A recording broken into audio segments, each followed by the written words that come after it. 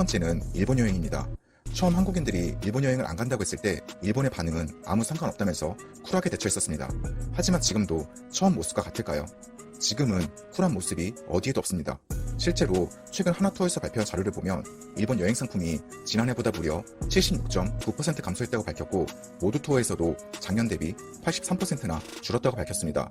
그래서 추석 여행으로 항상 인기가 있었던 오사카는 베트남 다낭, 태국 방콕, 괌, 필리핀 세부 등에 밀려서 5위권으로 떨어졌고, 일본 주요 도시인 후쿠오카는 작년 대비 66% 감소했고, 도쿄는 71%, 오사카는 62% 감소했습니다. 심지어 홋카이도에서는 홋카이도에 오신 것을 환영합니다라고 한글로 적힌 현수막을 펼쳐들고 환영 인사를 하면서 부채와 젤리 등을 나눠줬다고 합니다. 그리고 두 번째는 일본 자동차입니다. 일본의 닛산 자동차는 한국 수입 자동차 협회 통계를 보면 닛산은 작년 8월에 459대를 판매했지만 올해 8월에는 58대만 팔려서 지난해 같은 달에 비해 88%나 급감했다고 합니다.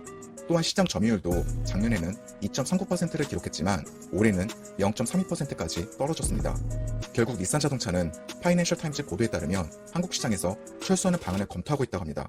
그리고 세 번째는 일본 맥주입니다. 일본 맥주 같은 경우는 관세청 자료에 따르면 일본의 맥주 수입이 8월 기준으로 작년과 비교해서 22만 3천 달러만 수입됐다고 합니다. 이 수치는 작년 대비 무려 98.8%나 감소한 겁니다. 결국 일본 맥주는 불매운동이 시작된 7월에는 1위에서 3위까지 떨어지더니 최근에는 13위까지 밀려났습니다. 마지막으로 유니클로 같은 경우는 한국에서 올리던 매출이 2018년도 기준으로 무려 1조 3천억 원 정도로 엄청났었고, 영업이익이 2,300억 원 이상이었습니다. 또한 4년 연속 매출 1조 원을 기록해서 국내 의류 브랜드 점유율 1위를 차지했었습니다. 하지만 불매운동이 시작되고 금융감독원이 국회에 제출한 자료에 따르면 유니클로 매출액은 6월 마지막 주에 59억 4천만 원에서 최근에는 17억 8천만 원까지 떨어져 카드 매출액이 무려 70.1%나 급감을 했습니다. 실제로 유니클로는 종로 3가점, AK 프라자 구로 본점, 이마트 월계점에 이어 최근 롯데마트 구리점도 9월 30일을 마지막으로 영업을 종료한다고 알렸습니다.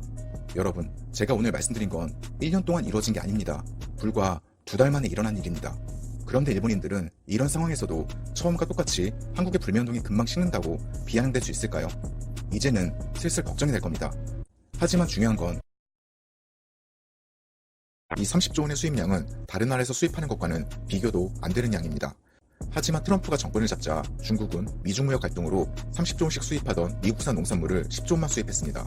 그래서 트럼프는 중국이 수입을 안 한 20조 원 정도의 농산물이 항상 골칫거리였고, 20조 원의 농산물 양은 다른 나라의 수입으로 절대 커버할 수 없는 양이었습니다. 결국 미국은 수출을 못한 농산물이 계속 넘쳐나면서 옥수수 값이 떨어지자 트럼프의 여론도 악화되고 지지율이 8%나 떨어졌습니다. 그런데 위기의 트럼프한테 구세주가 갑자기 나타납니다. 바로 아베입니다. 아베는 지난달 25일 프랑스에서 열린 주요 7개국 정상회의를 계기로 이뤄진 미일 정상회담에서 트럼프의 골칫거리 옥수수 270만 톤을 사주기로 약속을 합니다. 여기서 270만 톤은 8조 원 정도의 규모로 엄청난 양입니다. 그런데 아베는 이미 무역 협상 과정에서 미국에 수입하던 농산물을 70억 달러나 늘려주기로 합의한 상태인데 이번에 옥수수 270만 톤까지 추가로 구입을 한 겁니다. 그래서 아베의 옥수수 구입을 지켜본 일부 전문가들은 일본은 이미 1,000만 톤 이상의 미국산 옥수수를 구매하고 있었기 때문에 추가 수입은 필요 없다고 주장하면서 아베를 이해 못하겠다는 반응을 보였고, 옥수수 구입으로 여론이 계속 악화됐습니다.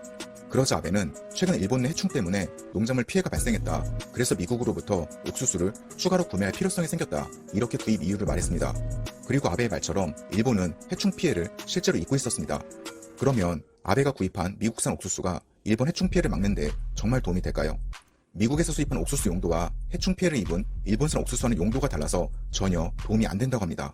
실제로 일본에서 해충 피해를 입은 옥수수는 축산 농가가 재배하는 사료용 옥수수인데 미국산 옥수수는 용도가 달라서 대체할 수 없습니다. 결국 미국산 옥수수는 해충 피해도 못 막고 사료용으로도 쓸 수 없는 애물단지가 된 겁니다.